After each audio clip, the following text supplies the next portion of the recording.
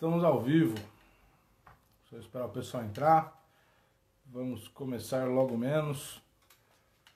Hoje nosso papo vai ser com o Márcio Pontes, que tem um currículo enorme. E aí, pai, tudo bem? Estamos ao vivo aí. Esperar o pessoal entrar pra gente começar. Mandar um beijo pra Ju. Ô Ju, não esquece de entrar no grupo de educação lá, meu bem. Mandar um beijo pra Raíssa, de Minas Gerais. Parceiraça da UEE. Chiquinho. Estamos começando mais uma live aqui do Expresso 65. Hoje a gente vai receber o Márcio Pontes, que é o presidente do Conselho Municipal de Cultura aqui de Araraquara, para trocar uma ideia sobre cultura. É um cara muito experiente aqui na arte. Inclusive aqui hoje, Chiquinho, tô usando essa camisa do Belchior aí em homenagem ao meu Ceará querido aí. Beijo para você aí. Só esperando ele entrar. O homem fez muita coisa na vida já. Acho que vai ser bem legal. Mandar um beijo pro Tiagão aí, pra Gi. Só estamos esperando o Márcio entrar aqui na nossa conversa, pra gente conseguir trocar ideia massa com ele aí.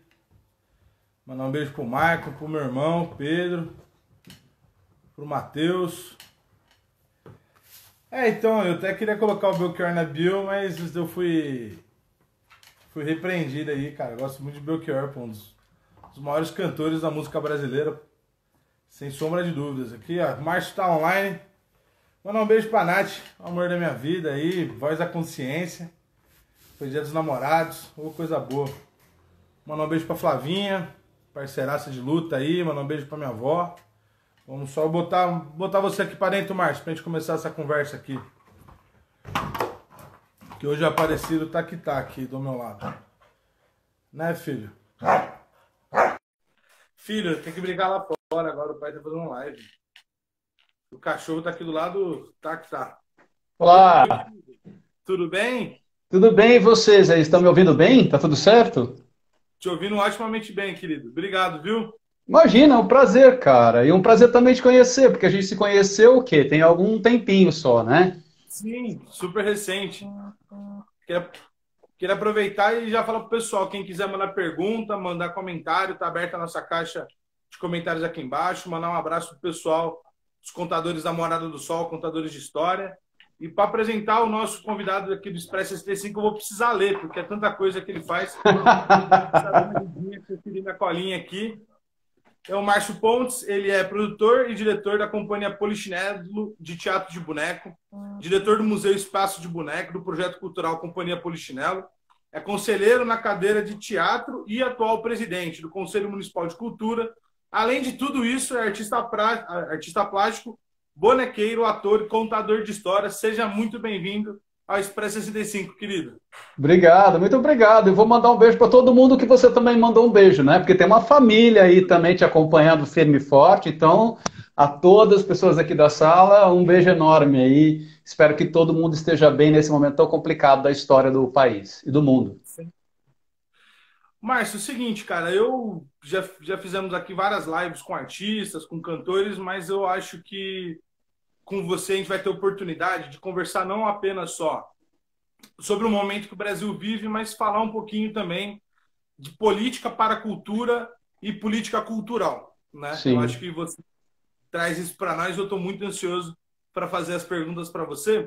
E eu acho que não poderia começar diferente a não ser perguntar para você se, na tua opinião, existe a possibilidade de separar política de cultura. Tem possibilidade ou Acho não? que não. Acho que é óbvio que não. Eu acho que a gente até tem conversado muito sobre isso. Eu acho que as pessoas ainda, como nós também, viu? A gente tem que fazer também meia-culpa. Talvez todo esse movimento que já tem aí, não é só, né, não é só um movimento tão de dias, né, tão atual assim. Esse movimento já vem acontecendo, às vezes de uma desvalorização de coisas que nos obrigam a repensar e a também cada vez mais nos entender como artistas e o nosso papel na sociedade. Não, cara, não tem que ter, né? Porque a gente tem que entender que cultura é sempre tudo aquilo que você faz. Você produz cultura mesmo sem saber, né? O seu jeito de se vestir, o seu jeito de comer, a comida que você faz, o jeito... E tudo isso, todos esses hábitos, criam a sua cultura, depois criam a cultura da sua casa, criam a cultura da sua cidade, do seu estado, do seu país. Né? Então, a gente produz cultura. E dentro disso há a política, obviamente. Claro, aquela história do política não se discute, é uma coisa que a gente, é uma máxima que foi levada durante muitos anos como algo, né, como algo correto, mas não é assim não. A gente também discute política, o que a gente não faz é se pegar na rua por causa dela, né? Aí você nota que acabou qualquer tipo de discussão, a gente partiu para o outro caminho. Mas não tem como dividir política de cultura, porque ela é uma parte fundamental da sociedade, né? Ela faz parte do nosso dia a dia. É muito importante e não tem como separar. E as pessoas confundem muito fazer política com partido, né? Então, existe a Exatamente. política partidária, mas a política em si, debater política, conceitos de mundo, diálogo, para buscar consensos e resoluções para a vida do dia a dia, né? Para a vida cotidiana das pessoas, são coisas diferentes, né? Você, E eu, você também faz política o tempo todo. A gente também tem que entender isso. Política é como você se relaciona com as outras pessoas, como você caminha na discussão e nos acordos que você faz. Né? E isso pode ser tão pequeno, pode ser dentro da sua casa, como pode ser, sei lá, né, uma esfera maior. Mas isso é uma educação, sabia, Guilherme? Acho que você sabe disso. Isso é uma educação. Nós somos educados durante muitos e muitos anos, dizendo, não se discute política. Quer dizer, algo como se dissesse, não venha que a gente não vai aceitar. Fica na sua ignorância aí que a gente vai levando aqui as coisas como dá e você não se intromete, não. Não, sim, política é uma coisa, a gente precisa discutir sim. Partidarismo é outra coisa, né? É você defender uma ideia dentro da política. E politicagem aí é outra coisa também. Aí né? É uma outra coisa. O que a gente pode e deve discutir sempre é política, uma visão sim, de mundo. sim. Eu acho que é importante fazer essas perguntas, porque efetivamente na história do Brasil é impossível a gente contar a história do Brasil sem levar a cabo, levar a sério a produção cultural, né? Então você pega Sim. século XIX até hoje, assim, onde essa discussão, a política entrou, né? Então literatura, aí já no século XX a gente tem a questão da música muito forte, né? A estética do cinema, tudo isso é levado com discussões políticas, com questões ideológicas muito fortes e visões de mundo muito fortes, né? Mas, Uhum. efetivamente, a gente pode fazer um recorte. Eu acho que, a partir de 2018, da eleição, com todo o processo da eleição do Bolsonaro e tal, a classe artística, que há um tempo estava meio anestesiada, né, de falar de política mais macro, passou a se posicionar. Né? E aí você tem agora, nesse último período, principalmente com a nomeação da Regina Duarte para a Secretaria Especial de Cultura, né? Porque não existe mais o ministério, né? Você tem um forte posicionamento da classe artística, inclusive no governo Temer, uma ocupação de uma série de subsedes do Ministério da Cultura no Brasil inteiro. Né? Então você tem um grande processo de politização, de pergunta, de questionamento da classe política, da classe artística na política. E aí eu queria Uhum. perguntar para você como você tem visto esse processo, você que é um cara que tem um grande conhecimento na área cultural, é um produtor cultural, como você tem visto esse processo da politização, né? Então, do posicionamento político da arte cultural no Brasil. Olha, vamos diminuir um pouco a minha responsabilidade nesse comentário. Eu não sou um grande expert, né? Eu não sou um estudioso da arte. Eu acho que eu sou muito mais um grande fazedor da arte do que um grande estudioso da arte. Porém, nesses anos que a gente tem a arte no Brasil cada vez mais alvo, né, de um desmonte, cada vez alvo de uma agressão, claro que nós agora, como artistas, nós não podemos ficar mais nesse caminho que você pontuou, né? Não podemos ficar anestesiados. Eu acho que a gente sempre defendeu a arte como algo importante na evolução de uma sociedade. Isso sempre foi uma bandeira de todos os artistas.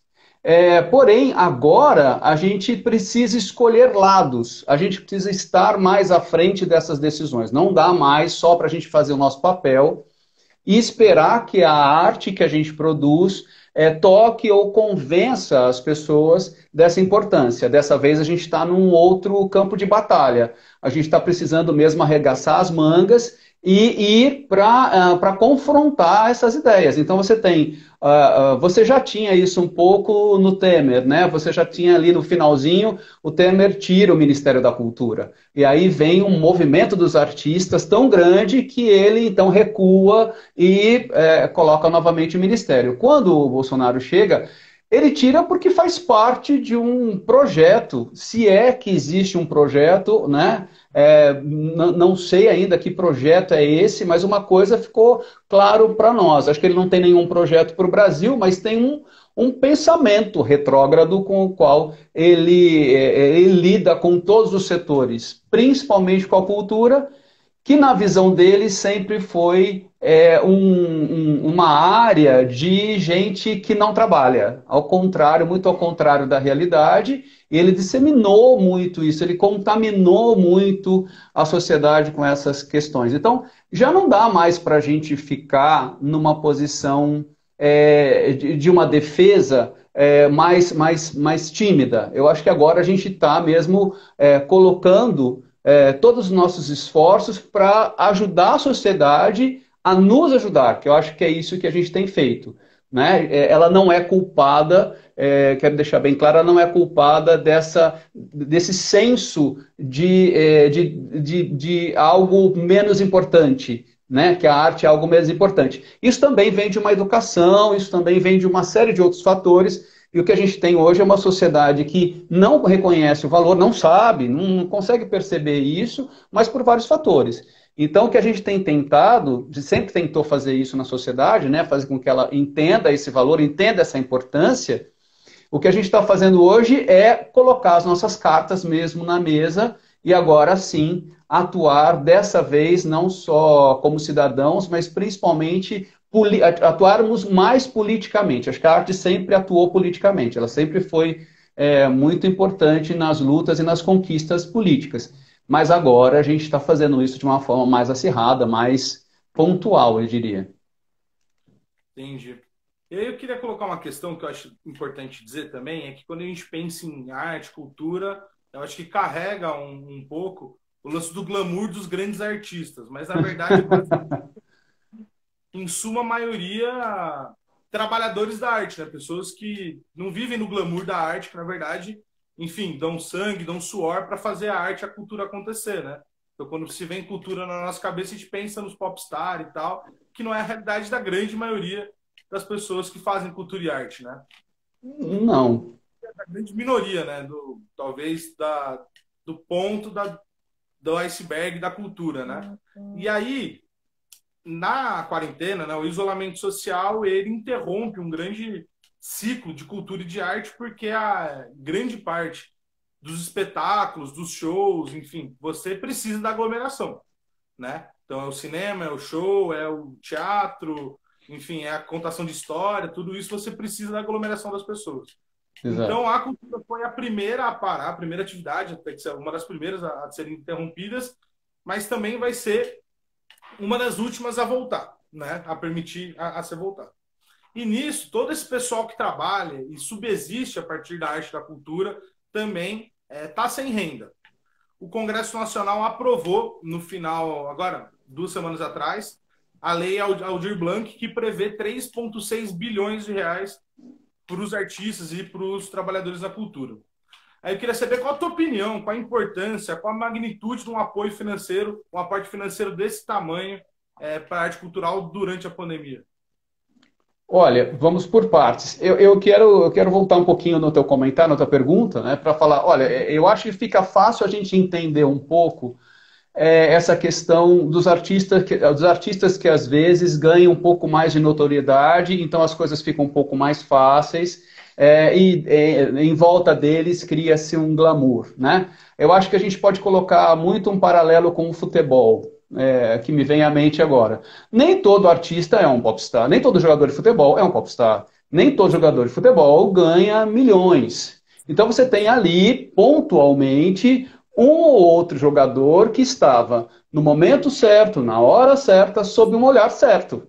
Porque existem muitas outras pessoas extremamente talentosas e que certamente poderiam atuar muito melhor em campo do que alguns jogadores. Mas ele estava na hora certa, no momento certo, sob o lugar certo. Isso é algo que aconteceu com ele. Mas acontece com todo mundo. No entanto, todos os jogadores de futebol ralam muito para tentar um dia ter um pouco mais de conforto na sua família, usando o seu talento para sobreviver. Então, acho que a gente tem que fazer isso também,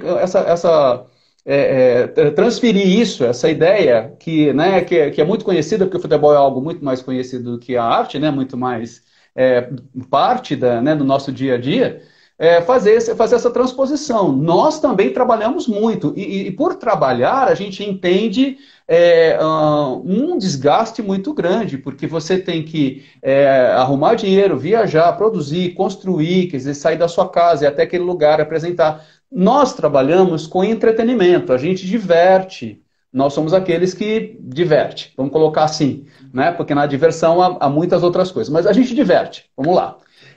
A arte é maior do que isso. Mas até a gente chegar a esse ponto, a gente está trabalhando, e quando você se diverte naquele momento, nós todos estamos trabalhando.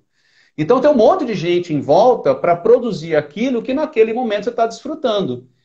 Eu já tive várias experiências de pessoas, às vezes, que vêm contratar um trabalho e falam, mas só 40 minutos. Você fala, não, para eu te dar 40 minutos de espetáculo, eu estou desde manhã na estrada para chegar até você, para montar tudo, para apresentar 40 minutos, para depois vir embora, pegar a estrada de novo. Eu estou trabalhando quase 24 horas. Né? Então, não são 40 minutos, é muito tempo. A maioria de nós faz isso. A maioria de todos os artistas vive disso, dos seus espetáculos, do seu trabalho, trabalhando muito. E mais, não só isso.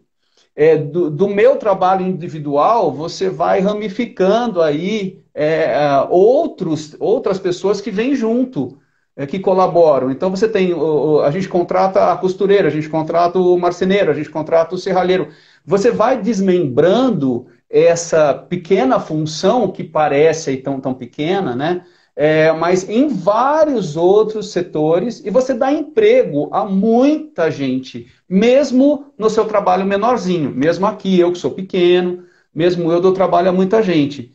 Então, você tem, como cidadão, o governo, neste momento da pandemia, o governo federal, deveria atuar em socorro. Isso sem sombra de dúvida, não só para os artistas, mas de maneira geral. Em socorro a todos nós. Toda a estrutura do país precisa de um aporte nesse momento, um aporte financeiro.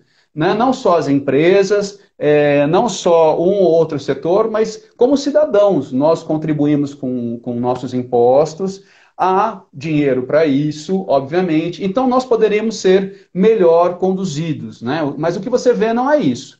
O que você vê é uma valorização das empresas, é uma forçação de barra para que você volte a produzir, porque os grandes empresários estão perdendo dinheiro, então as pessoas querem mais que você produza, que você trabalhe.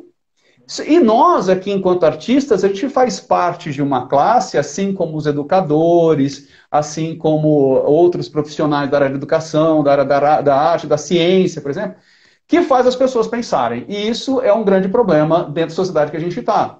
Porque a arte te provoca, assim como outras áreas também te provocam, a você refletir, a você crescer intelectualmente. E quando você cresce intelectualmente, meu amigo, para todo o governo é um grande perigo, porque você passa a ser questionador, você não aceita tudo, você não engole.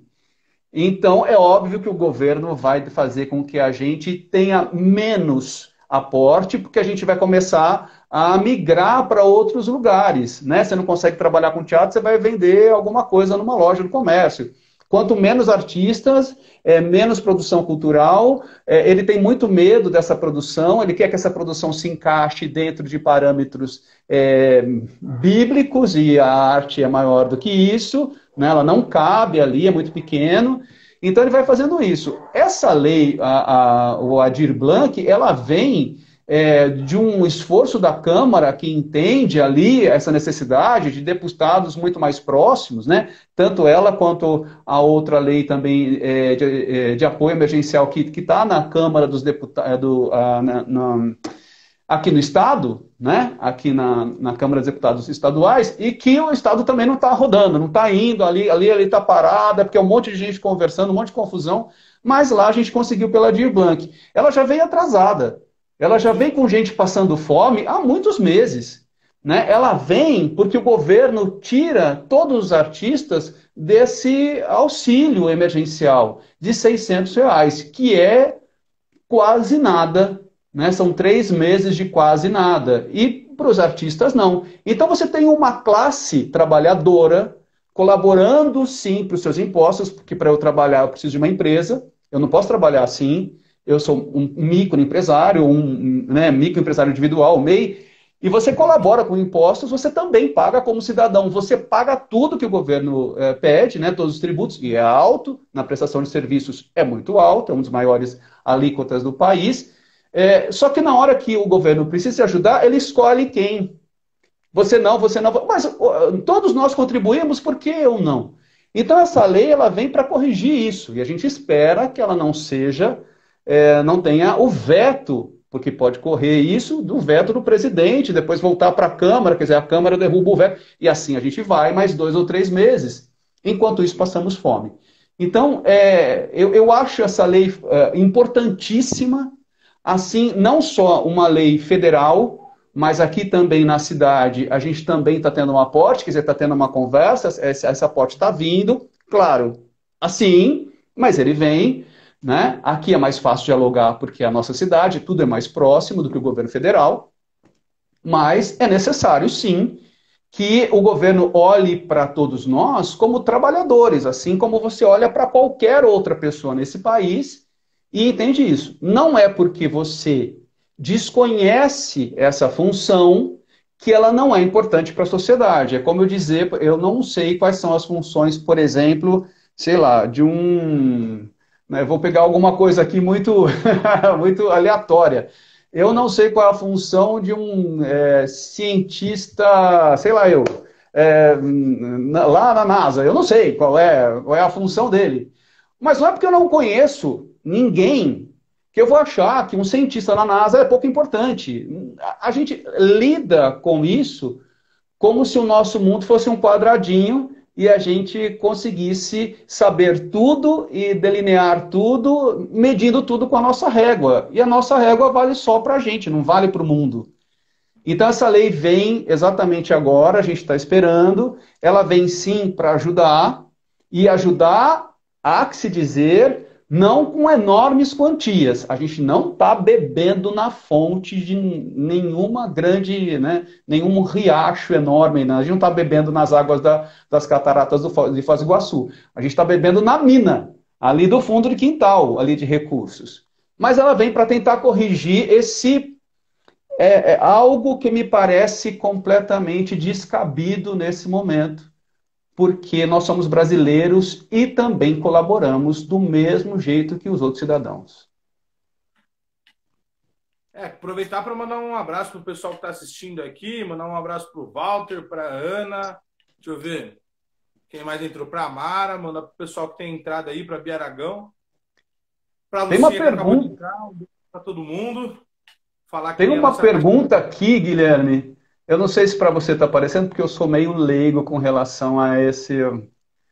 Tem uma pergunta aqui dizendo: o movimento cultural historicamente fez e faz denúncias da conjuntura política, tal qual o Ângelo, no momento em que vivemos. Quem você vê trazer com mais força essa bandeira? Essa era a minha próxima pergunta, né? Para você aí, quem tem trazido isso aí? Olha, eu acho que são muitas as bandeiras. Eu não consigo falar para você uma pessoa em especial que traga isso.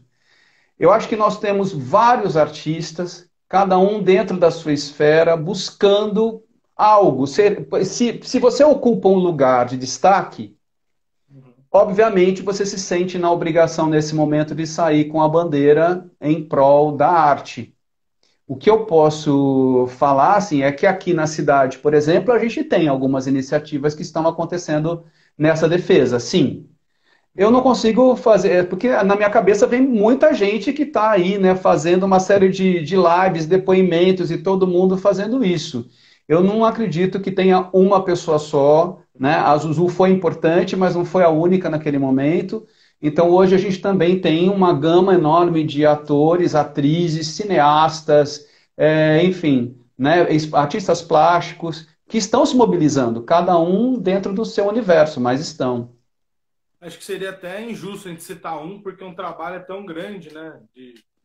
Seria injusto a gente É, escolher um só que está fazendo, né? Porque tem tanta gente se posicionando, levando bandeira, trazendo discussão, cada um da sua forma.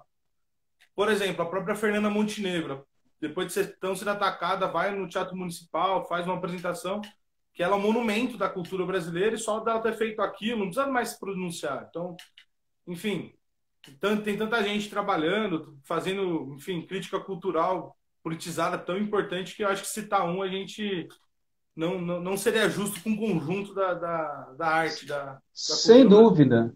É que você tem vários artistas, às vezes, lutando de diferentes formas. Não dá para você criar um padrão dessa luta.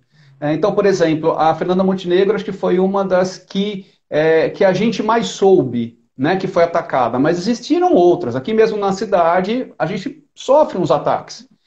Os próprios artistas da cidade sofrem uns ataques pelas redes sociais. Você tem aqui um movimento estranho que nos considera usurpadores do dinheiro público, né? Você tem aqui também, não dá para citar nomes nem nada, mas você tem. Então a gente também tem que lidar aqui dessa maneira. Mas a Fernanda é um ícone, ela foi amplamente divulgado esse ataque é absurdo, né? Veio de alguém que tem um comportamento absurdo. E qual é a atitude dela? Então você tem ali, por exemplo, Bem-vindo Siqueira, que vai lá e monta vídeos que são até divertidos, numa forma bem forte de passar aquilo. E você tem a Fernanda Montenegro, que vem dentro de uma sutileza e não precisa dizer mais nada, só aquilo já deu conta do recado.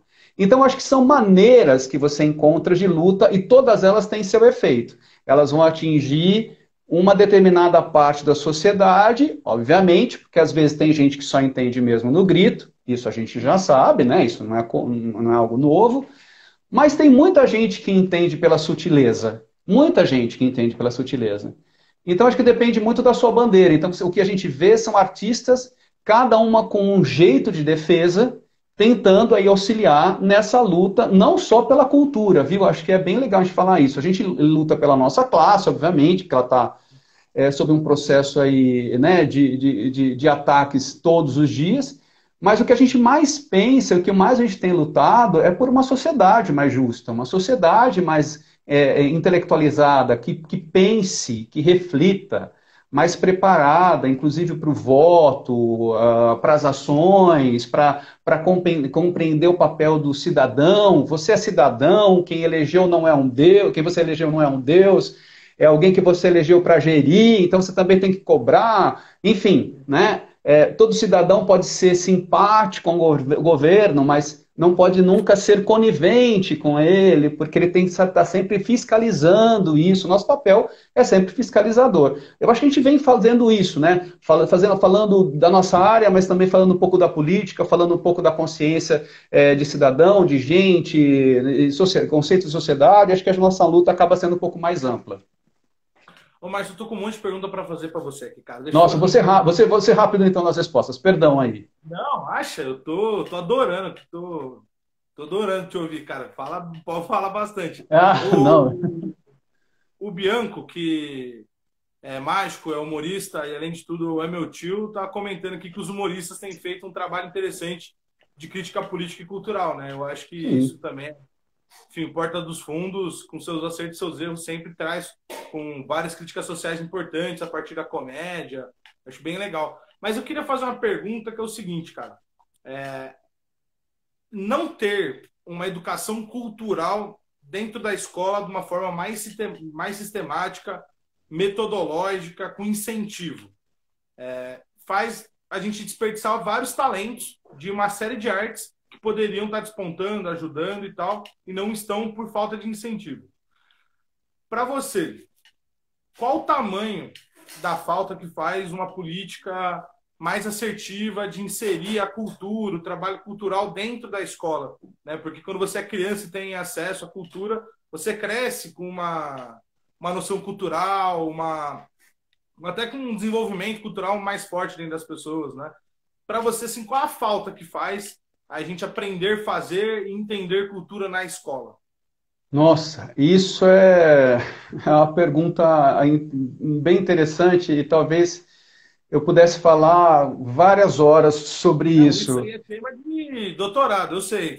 Isso é tese de doutorado. Mas acho que é importante a gente dizer, começar dizendo o seguinte: olha, a arte, toda a arte, ela é, na sua essência, um diálogo. Nós, como, acho que é bom a gente começar por aí. Nós, como humanos, a gente não vive só de trabalho, de comer e dormir. A gente não vive só disso. A gente também tem uma necessidade enorme de fazer o que estamos fazendo aqui, que é dialogar, trocar experiências. É isso que nos faz crescer. O que você ouve de mim pode, em algum momento, servir para você, para alguma reflexão, ou mesmo para você saber algum tipo de conteúdo que você até então não sabia.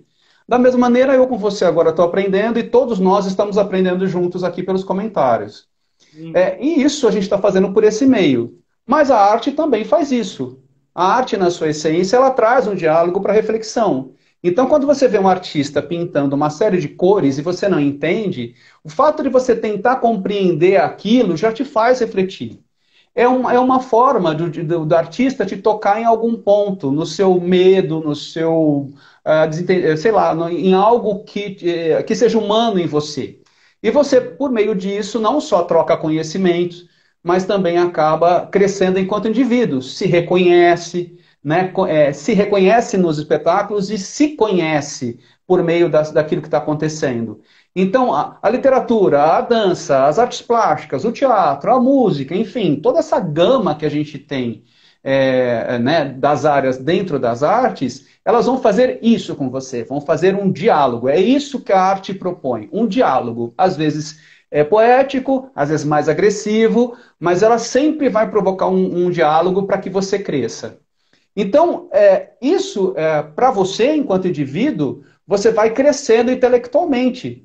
Você vai absorvendo melhor a ideia de mundo, a ideia de humanidade, enfim, isso vai te levar a uma reflexão sobre o mundo, vai te fazer questionador e tudo mais. Então você tem sempre a escola, né, vamos colocar assim, a instituição de ensino te trazendo o conhecimento. Então, você vai aprender física, matemática, como escrever, como conjugar verbos, enfim, na área de português. Enfim, ela vai trazer uma enorme quantidade de conhecimento. O que a arte faz? A arte faz você refletir sobre eles. A arte, a filosofia, que está diretamente ligada à arte, ela vai fazer você refletir sobre ele.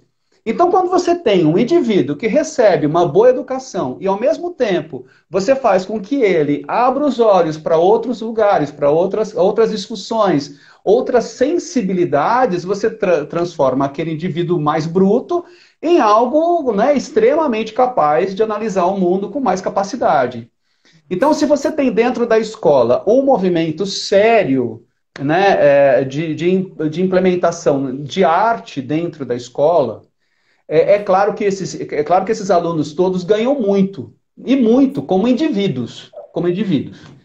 Agora, a gente está vindo, historicamente, de uma espécie de mal entendido da arte. Né? A arte é vista só como entretenimento, e ela não funciona só assim. E aí você tem uma outra coisa também que a gente pode discutir, que é a cultura de massa, que é quando você pega o produto cultura, o produto arte, e transforma numa forma de que todo mundo agrade, que agrade todo mundo, porque a arte não agrada todo mundo, a arte é questionadora. Tudo bem, a arte não pode ser, mas você pega um produto, uma música, e tira tudo dela, tira todo o conteúdo que ela pode ter, deixa aquilo que só agrada uma população que não foi acostumada a pensar nisso e ganha muito dinheiro com isso. Então, isso é cultura de massa. Então, você tem isso também jogando contra. Você tem não só o desentendimento do que é a arte, historicamente, né, a gente perdeu isso, a gente perdeu muito disso, e você tem também todo esse lado econômico que a arte acaba sendo conduzida, né, por esse viés, que é um reflexo do nosso sistema capitalista. Vai fazer o quê? É assim que a gente vive, né?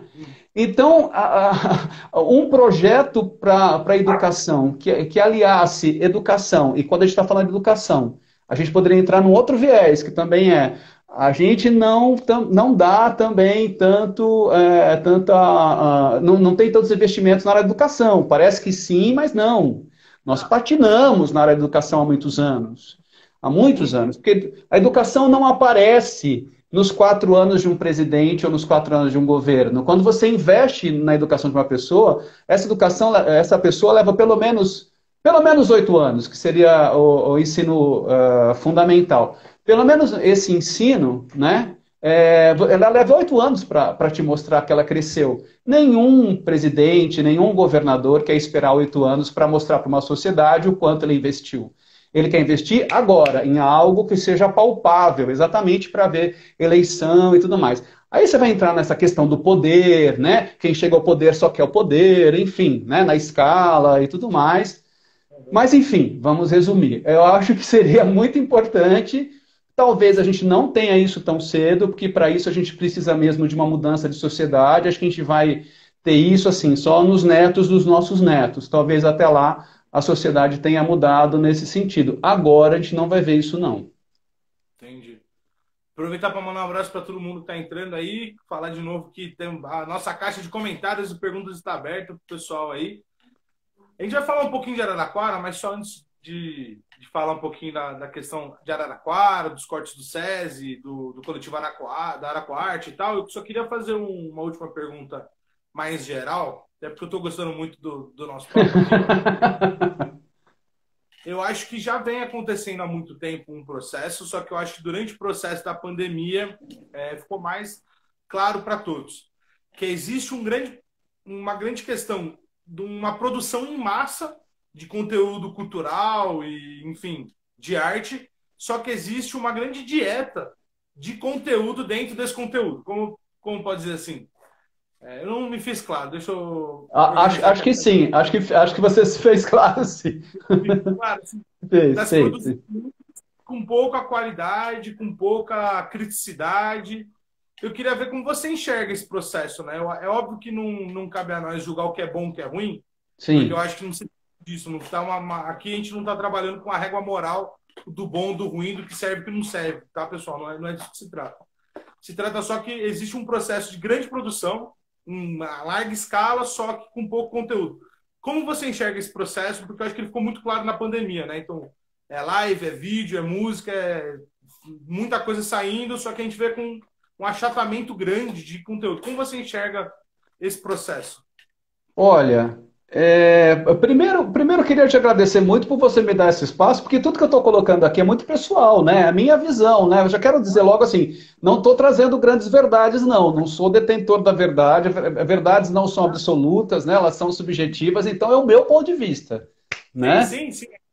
Eu ouvi o ponto de vista do pessoal aqui, fica tranquilo. É porque assim também a gente também deixa aberto para contestações, porque afinal de contas democracia é isso, né? A gente contestar também o outro, né? A gente não é o Bolsonaro, não vai mandar ninguém calar a boca. Vocês fiquem tranquilos.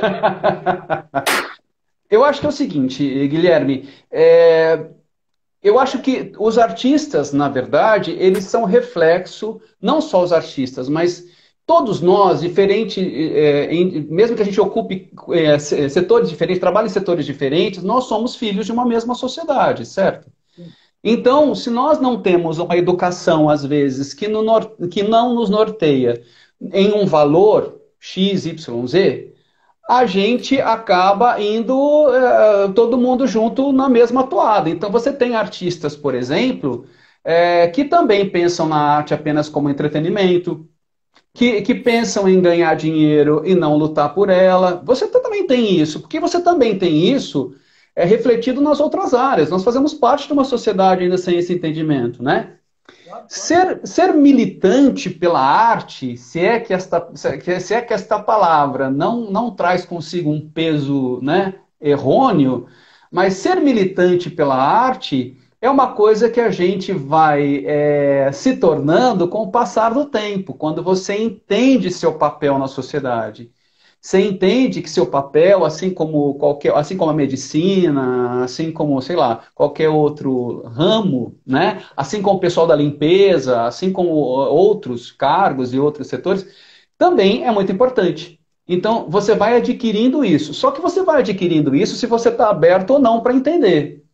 E no nosso caso, às vezes, há que se fazer um meia-culpa, nós acabamos ficando um pouco. A gente navega um pouco nesse campo da notoriedade, né? Quando você tem um trabalho, você é conhecido, você é visto, você é aplaudido. E isso nos contamina às vezes. Né? Existe uma parte de artistas que também são contaminados por isso, que o que importa, na verdade, é estar nesse campo da notoriedade. Então, é um pouco daquilo da fama, ou então do, não vou dizer fama, mas de um reconhecimento, né? Por aquilo que você está fazendo. Então, não importa o que você faça, contanto que você seja reconhecido e aplaudido, está tudo bem. E você junta isso ao que eu acabei de falar, essa ideia da cultura de massa, né? Essa ideia do ganhar dinheiro com aquilo que você produz, então você cai no gosto popular. Então, se o gosto popular é de uma música que não faz você pensar, mas faz você bater a cabeça para lá e para cá, as pessoas vão acabar falando: espera, se eu bater a cabeça para lá e para cá, eu vou ganhar dinheiro. Eu sou artista, eu também quero sobreviver, vou bater a cabeça para lá e para cá, para lá e para cá. Então você tem tudo isso também. Você também tem tudo isso. Não dá para a gente achar que todos nós artistas, antes de sermos cidadãos, né, ou então quando optamos por ser artistas, a gente ganha de brinde uma aura de intelectualidade e de reconhecimento da importância da arte. A gente não toma um copo de conhecimento quando a gente ganha. Não está na nossa formação isso. A gente vai adquirindo isso com o passar do tempo. Então você tem isso mesmo, tudo isso. Eu acho que quem é que poderia, quem é que pode avaliar isso? Nós que fazemos arte? Não sei se a gente pode, acho que porque isso vai passar por um crivo muito pessoal daquilo que eu faria e eu vou limar com isso outras linguagens, outros jeitos que podem tocar outras pessoas, porque aquelas pessoas estão em afinidade com esse outro tipo de arte. Para mim, o que vale sempre é assim. Eu acho que a arte se produz de várias maneiras. Para cada um de nós há um jeito de conexão, então a gente se conecta. Então, isso para mim já é ponto passivo, né? Isso já está ok. Porém, tem o meu lado também que eu sempre digo, assim, de alguém que acredita mesmo na arte como algo transformador. Então, eu sempre acho que certas atitudes dos artistas poderiam ter passado por um outro crivo. Mas aí eu estou falando de uma sociedade ideal, de uma sociedade, né? Mas eu acho que é isso, assim. Eu acho que as pessoas vão elegendo o que toca e a gente, junto com a educação, junto com os nossos movimentos, vamos sempre provocando a sociedade para que ela vá repensando isso, para que ela não aceite tudo, engolindo isso como se fosse tudo, né, um grande filé mignon, quando na verdade ela está comendo outra coisa, né, uma carne de um outro jeito. Então acho que é sempre isso. Mas eu sempre digo que é melhor fazer muito do que não fazer. Né? Eu acho que é importante também. Quem é que vai julgar minha arte, por exemplo, e não achar aquilo que eu faço menor? Então também vou estar sob um julgamento. Mas acho que é importante a gente fazer, né? E deixar com que a sociedade depois cresça e consiga analisar isso com mais calma. Aproveitar para mandar um abraço pro pessoal da Morada das Histórias aí, que não tem assistido. Ah, eles estão aqui sempre, são parceiros, o Rafa e a Tânia estão sempre aqui. Eu não sei nem como é que eles me aguentam mais, eles estão em tudo aqui. Agradecer muito eles terem assistindo a gente, aí todo o pessoal que está curtindo esse papo. Vou trazer, apesar de ser várias perguntas mais macro, de filosofia, de, enfim, de pensamento mais, digamos assim, mais universais da cultura e tal, eu queria conversar um pouquinho sobre a nossa cidade também, sobre a Araraquara, né? Seguinte, aqui na cidade a gente tem algo, a cultura, ela sempre foi sempre foi um fator de diferencial. Então sempre teve muita produção cultural, grandes artistas, nomes renomados, como por exemplo a própria Lineker, né, que acabou de sair da Sim, cidade bombando, Zé Celso Martinez, e, enfim, vai ter uma vida cultural muito antiga e bem consolidada na nossa cidade. No último período, tanto o Sesc como o SESI têm sido polos muito fortes, né, de cultura, né? Então o Sesc sempre traz uma série de atrações muito importantes e o SESI faz um processo de formação cultural, né? Só que você tem tido agora no último período, para quem não sabe, inclusive fica aqui a informação, né, que tá tendo uma onda de cortes, demissões nas áreas do teatro e da cultura do SESI em vários polos do estado de São Paulo. Aqui em Araraquara, até onde eu sei, ainda não houve uma demissão em massa, mas já existe todo um processo temeroso, né, de possíveis demissões, e o pessoal resolveu se mobilizar, se eu não me engano, a partir do coletivo Aracoarte. E aí eu queria saber como você vê esse processo, qual a importância do SESI como um polo cultural muito importante aqui na cidade. Então, todo mundo que faz teatro, trabalha com isso, já passou pelo SESI. Eu conheço uma série de pessoas que já trabalharam, que já apresentaram, que já atuaram, que foram assistir peça, eu mesmo já fui lá e tal. Como você analisa a importância do SESI aqui na cidade e como está sendo esse processo de resistência para que um polo tão importante da nossa cidade continue a florescer como é o polo do SESI? Olha, a gente precisa voltar um pouco no tempo, talvez para começar a entender a importância dessas unidades, falando um pouco da própria cidade. A gente sempre teve aqui na cidade, você tem razão, houve um período na cidade em que você tinha uma produção de... As pessoas, inclusive, ficavam aqui em Araraquara. Araraquara era uma cidade que os grandes intelectuais, os grandes artistas vinham para se encontrar. Então, historicamente, nós tivemos aqui, por exemplo, a Escola de Belas Artes, um dos melhores teatros municipais que depois foram, né, foi derrubado, que é onde está a Prefeitura Municipal agora. Você tem aí um movimento muito importante na cidade, ela sempre foi destaque. E comparado a outras cidades do entorno, nós temos ainda um processo de criação na arte muito intenso. Ela pode não ser o ideal, e isso eu concordo. Ela não pode não ser ideal. Ela pode ser de diferentes maneiras. Ora com um pensamento mais contemporâneo, ora com um pensamento um pouco mais clássico, se assim posso dizer, mas ela existe. Perto de outras cidades, ela existe, sim. Ela não está atrasada, ela não está defasada. A Araraquara tem a sua característica de produção de arte, embasada na sua história de investimentos. Então, a cidade não tem tanto investimento na área, o que faz com que os artistas, às vezes, tenham que abandonar a sua carreira.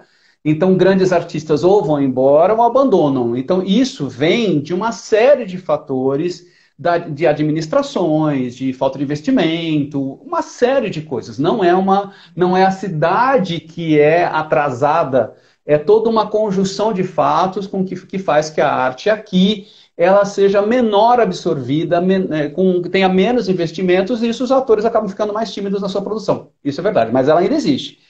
Então você tem sempre um município tentando fazer esse papel aí de investir. Ora de uma maneira adequada, ora de uma maneira mais ou menos adequada, ora sem nenhum tipo de aporte. Então você tem aí, isso é histórico. Se você fazer uma análise por todas as administrações, você vai ver quem fez, né? Eu sempre brinco uma coisa que é assim, nós da área da cultura sempre ficamos entre a migalha e o passa-fome, a migalha e o passa-fome. A gente nunca teve um banquete, em nenhuma administração a gente teve um banquete.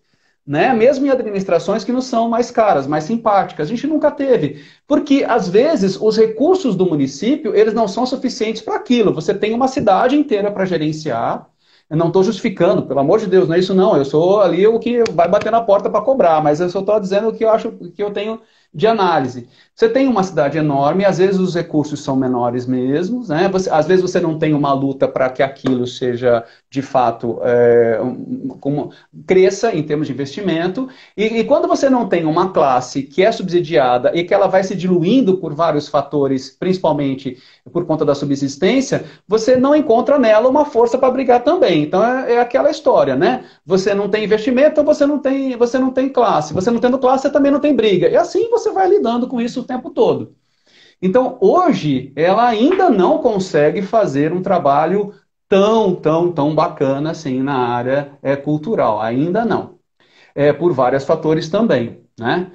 Então, quando você tem uma unidade do SESC, uma unidade do SESI na sua cidade, com esse dinheiro que vem de um outro jeito, que ele vem de um recolhimento de comércio, que ele vem do recolhimento da indústria, enfim, e que essas unidades têm força monetária para fazer com que outros artistas possam vir na sua cidade, colaborar para tudo isso que a gente falou, seu processo de desenvolvimento pessoal, e te apresenta outras ideias, enfim, e te faz movimentar.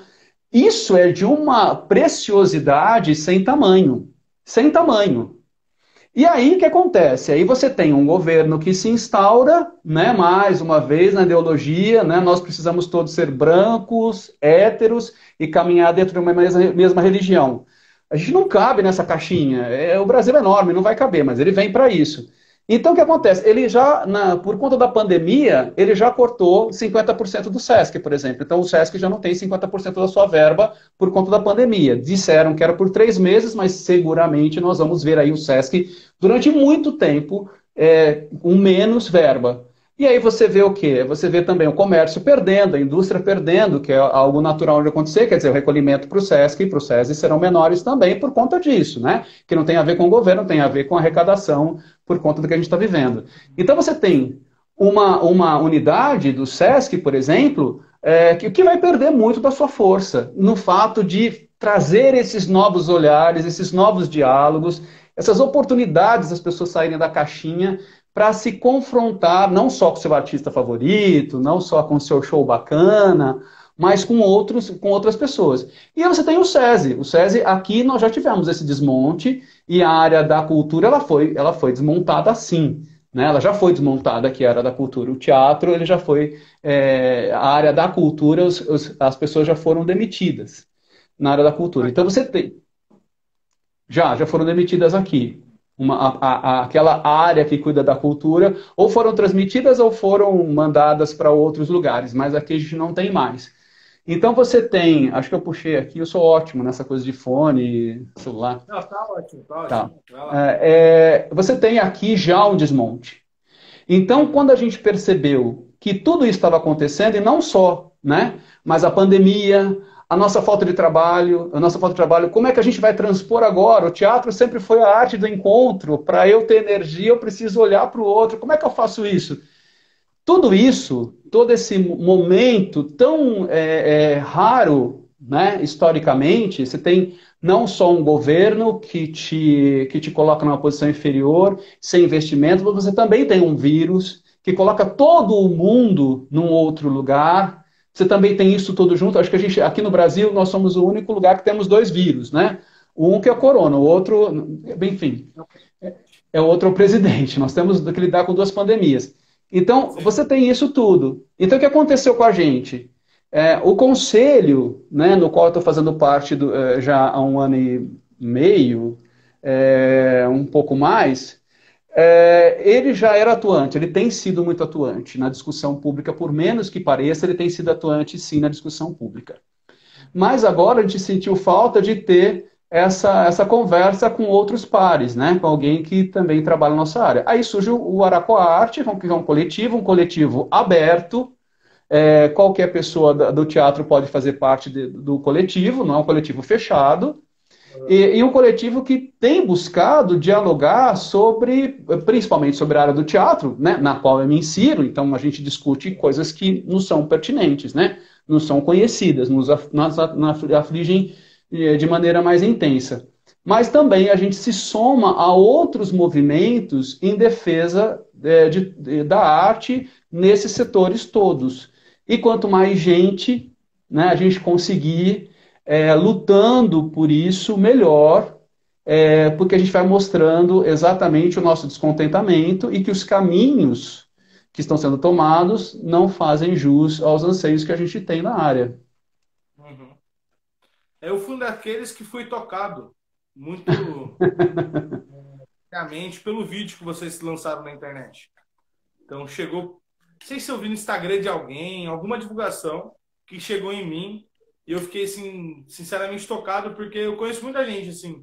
Nunca fui um cara que fez cultura, sempre apreciei muito a cultura. Inclusive, o Sesc tem grande contribuição na minha formação cultural, porque eu fui a muitos shows bons do Sesc, assim, desde que, enfim, me conheço por gente, eu frequento o Sesc e conheço as pessoas, muitas pessoas que trabalhavam, né, ou trabalharam, passaram pelo Teatro do SESI, né? E aí, vendo o vídeo, eu fui uns tocados e que, inclusive, compartilhei e tal, porque achei, qual a forma que eu posso fazer de ajudar o pessoal. Se é compartilhar, se essa pequena ferramenta pode ajudar, eu vou fazer. Acho que foi o que me coube, mas sinceramente eu senti muito por isso, porque o SESI sempre, enfim, estava na boca do povo, todo mundo sabia que tinha coisa acontecendo, que tinha produção e tinha tudo isso. Mas para fechar, querido, queria fazer uma pergunta, porque senão o Instagram derruba a gente. Dá uma hora, ele não é nada educado, ele derruba a gente, não está nem aí. Hum. Eu queria saber assim, você que está à frente do Conselho Municipal de Cultura nesse último período, como você tem visto a atuação do Conselho para tentar resolver esses nós que se deram a partir da pandemia? E como, na tua avaliação, tem sido a política cultural do prefeito, né, da prefeitura do Edinho, no período da pandemia? Qual a avaliação que você faz nessas duas dimensões? Olha, eu tô, como eu falei para você, eu tô no conselho representando o teatro. Antes de mim estava a Rafaela Puca, que foi, né, a princípio eleita, né? Eu era o suplente. Aí depois a Rafaela teve que sair por algumas questões. Eu acabei assumindo. E logo de cara acabei sendo eleito como presidente. Então eu digo que eu não sou presidente, eu só tô como presidente, meu mandato termina logo, eu nem posso ser reeleito, eu tenho mais um ano só, né? Tem que completar esse ano e mais um ano e meio praticamente de mandato. Então ali você tem um conselho de 32 pessoas, dessa uma parte do governo, uma parte da sociedade civil. E todas essas pessoas, elas tentam discutir não só as demandas da secretaria, que ela nos traz, né? Não só, por exemplo, ali a gente avalia como foram os gastos dos recursos, se os recursos atenderam todas as áreas. Ali nós temos conselheiros de todas as áreas, então os conselheiros discutem se todas as áreas estão sendo beneficiadas por aquilo. Como é que os editais estão chegando até os artistas? Então, eu só posso analisar desse um ano e meio, então o que eu vejo é o seguinte: o conselho tem se fortalecido, sim. Parece que é um trabalho que ninguém vê, né? Que nem a gente falar da educação, um trabalho que só vai ter lucro daqui a um tempo. Mas, por exemplo, a gente hoje tem uma lei aprovada. Que foi criada em 2013 e nunca ninguém aprovou. Ela precisava de um projeto de regulamentação e nós conseguimos aprovar por várias articulações. Aprovar uma lei não é uma tarefa fácil, não é você só lá pegar a lei e falar, tá aqui, pode aprovar. Imagina. Tem que passar pela Câmara, tem que passar por vereador, vereador tem que aceitar, prefeito, jurídico, parte financeira, enfim. Nós temos uma lei de fomento. Depois de quase 19 anos, 19, um pouco, 17 anos, nós temos uma lei de fomento que nos ajuda nas iniciativas da sociedade civil, dos artistas. Você tem a Fundarte agora, que é a nossa Fundação de Arte e Cultura, que estava vinculada, que antes era para servir como Secretaria de Cultura, depois criou a Secretaria de Cultura, ela ficou ociosa, não se sabe direito qual é o papel da Fundarte, bom, agora ela está sendo reestruturada. E isso tudo é um trabalho, a Casa Cultura, ela foi uma defesa do Conselho, ela vai ser reformada, né? Restaurada, ela não pode ser reformada, ela vai ser restaurada. Claro que a gente está falando tudo isso antes da pandemia, né? Obviamente que antes da pandemia o mundo era uma coisa, agora depois. Mas a gente sempre. O que eu tenho visto é o seguinte: a prefeitura vem, acho que esse governo, de certa maneira, ele é muito simpático a essa área. A gente tem que dar a mão palmatória e tem que dizer isso publicamente que ele é simpático à cultura. É o tanto ideal? Acho que não. Acho que o tanto ideal precisaria do aporte da sociedade, a sociedade toda unida indo lá para pedir um pouco mais. Nós temos uma verba hoje do município que chega a quase 2%, 2%, não é 20, não é 22, é 2% da renda do município, né? Da renda do que se arrecada no município vai para a cultura. Desses 2%, você tem quase metade só para garantir o funcionamento, por exemplo, dos teatros, das casas, funcionários ali ligados a essa área. Então, o que sobra para os eventos, para os aportes, é pouco. E você tem o Ministério Público, agora mais do que nunca, né? Mais do que nunca, ali junto, tentando cercar para que nada saia sem comprovação, nada saia sem isso, sem aquilo. Então, isso também vai segurando muito qualquer tipo de apoio e tudo mais. Mas mesmo assim, essas pessoas todas ali têm trabalhado, sim. A gente tem reunião todo mês e toda segunda-feira a gente tem reunião com a secretaria para decidir os projetos ali do dia a dia. a gente tem feito um trabalho que eu acredito que seja algo honroso perto de outros momentos de atuação do Conselho. É honroso mesmo. Márcio, o Instagram vai nos derrubar. Vai Faltaram mesmo. 10 segundos. Eu queria agradecer de coração você e todo mundo que nos Imagina. assistiu. Viu? Obrigado.